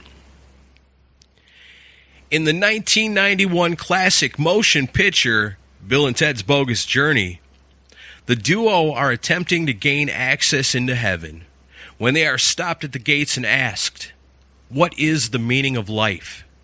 They recite the lyrics of this song to prove their worth. David, you know he remembers Bill and Ted's Bogus Journey, but do you think he remembers the song they quoted to get into heaven? I say he does. Yep. All right, you're not being bet against, Chris. Did they recite the lyrics to You Don't Know What You Got Till It's Gone by Cinderella, Every Rose Has Its Thorn by Poison, Yankee Rose by David Lee Roth, or Flight of Icarus by Iron Maiden? I think it was Every Rose Has Its Thorn. That is correct. I don't know where that came from, but that timing was perfect. I'm going to leave it in. I was like, damn, Aaron's getting fancy with the sound effect. Wow, yeah, on the spot. Thanks, whoever. All right, if you heard that ding, then you know it's time for the kiss round. Double the points in the kiss round. David, your question. What was the first song Eric Carr ever performed with Kiss in front of a live audience? Eric Carr replaces Peter Criss. Which song is the very first one he ever played live? Chris, does David know the answer to this? I'm going to say, yeah, he knows this one. All right, you're not being bet against. Was the first song Eric Carr ever played live with Kiss, was it Love Gun, Detroit Rock City, Deuce, or King of the Nighttime World? Well, I guess I would have to say I'm gonna have to guess because I really don't know. What was it? What were those four again? King of the Nighttime World and what? Love Gun, Detroit Rock City, Deuce, or King of the Nighttime World? I'm guessing at this Detroit Rock City. That is correct. And in the kiss round, since Chris did not bet against you, that's 2 points. Ties up the score. We're now looking at 4-4. Chris' turn in the kiss round. He's good in the kiss round most of the time because he's a big nerd about Kiss. Yeah. So we're talking about drummers, and we're talking about firsts. So what was the first song Eric Singer ever performed with Kiss in front of a live audience? David, the same thing reversed to him. Different drummer. Eric Carr replaced Peter Criss. Eric Singer replaced Eric Carr. David, does he know it? I'll say no. Ooh. Big points on the line now. Double points. You're being bet against. Chris, your choices are Lick It Up, Heaven's on Fire, Love Gun, or Deuce. It was Love Gun. That is correct. And double the points since David bet against you. That's 1, 2, 3, 4. Wow, the Kiss round can make a huge difference. That brings the score, Chris in the lead, 8-4. Wowee. And since this game show goes to 11, we've got 2 more questions. All right, David, I'm going to give you the names of 4 legendary rock musicians that have all passed away before their time. What we got to figure out is who died first. Chris, they're legends. I'll guarantee you that. Everybody's heard of every single person, all 4 of these guys on the list. I'm going to lay them out, and David's got to let us know who died first. Do you think he knows it? I'll say he knows it. All right, it's pretty tough. David, your choices. Who died first? Bon Scott, John Bonham, John Lennon, or Bob Marley? Ooh, that is tough.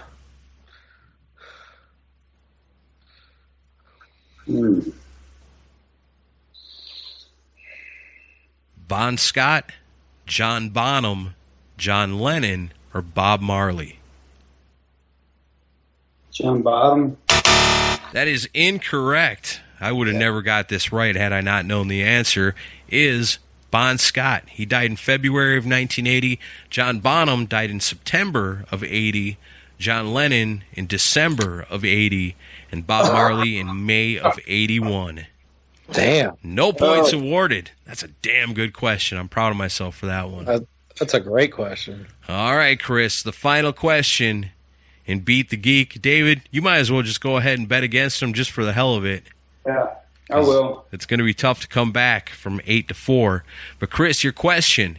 Before joining Accept in 2009, Mark Tornillo, if I pronounce that right, was the lead vocalist of this band. So Mark Tornillo is the current lead singer of Accept. He's been there for many years, since 2009, over 10 years now. Awesome. I love the new Accept. But he was in a band before he was in Accept. David, does Chris know it? We're going to bet against him. Chris, here's your choices. Dirty Looks, Barren Cross, TT Quick, or Converge? I know this one because I like the band. It's TT Quick. That is correct. And Chris, can you believe it? You've won 2 weeks in a row. It's about damn time. But David, I got to tell you, I'm impressed. You answered some pretty tough questions. They are good questions, and hey, I don't mind losing to a geek. Hey, I'm happy with that. Yeah, There you go. You get to be a rock star, and I get to be a geek. So who's really the winner here? We're all winners here. We're all winners, Chris. Anybody that's witnessed this episode of the Decibel Geek podcast, we're all winners. David, tell us again about the new album. When's it coming out? When can we get it?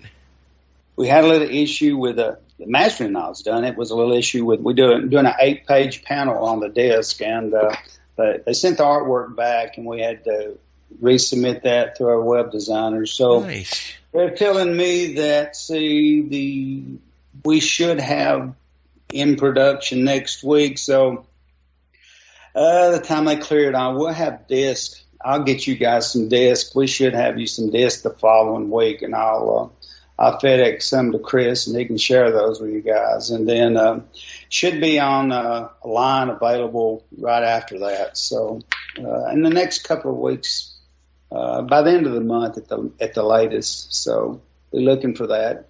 Love Struck. I hope everybody likes it. We've put a lot of work into it. Yeah, like I said at the top of the show, man, from what I've heard so far, I like it a lot through and through. And you know what? From what you just said, as a CD collector in the year 2020, I know there's not many of us left, but I really appreciate you guys putting something in there like an 8-page booklet, because when I get a CD, I like to listen to it, I like to open it up, I like to look at the sleeve. It reminds me of when I was a kid, unfolding the cassette sleeve or pulling out the album and looking at the paper sleeve on the inside. And I always appreciate it, even in this day and age where maybe there's not a lot of us buying CDs anymore, but the ones of us that still do, we really like stuff like that. Yeah, and we have a lot of fans that do, and we're, like I said, we're old school as well. And the days when you buy something, you like seeing, you like something you can put in your hands and open up and look at, and that's what we try to do. So hopefully everyone will like it. But again, appreciate you guys listening to it, and I'll get CDs to you just as soon as they're here. So hell yes. Let us know what you think about the artwork. We put a little work into the graphic design of the cover and all, so we'd like to get your opinion on it. So let us know. Right on. I can't wait to see it. Chris, you got anything before we wrap it up besides, of course, go to the Facebook page, like it, and get in on the conversation? Yeah, please leave some reviews on Podchaser, Facebook, and on Apple iTunes. And David, just thanks again so much for coming on. We're glad we can help spread the word on the album, but you've been a good sport through a lot of strange questions, so thank you for coming on. My pleasure, guys. Thank you so much for all your support, and thank all the podcasters and everyone out there that's supporting the music. It's really great for us, and we really do appreciate it. Thank you, guys. All right, David, what song are we playing to wrap up the show today? I don't know. Pick one off the new album that we can play. Yeah. Let's do, okay, Chris, you pick. You like Harder, Faster, or Love Struck? Which one you want to play? I think for our audience, Harder, Faster would probably be the best one to go out on.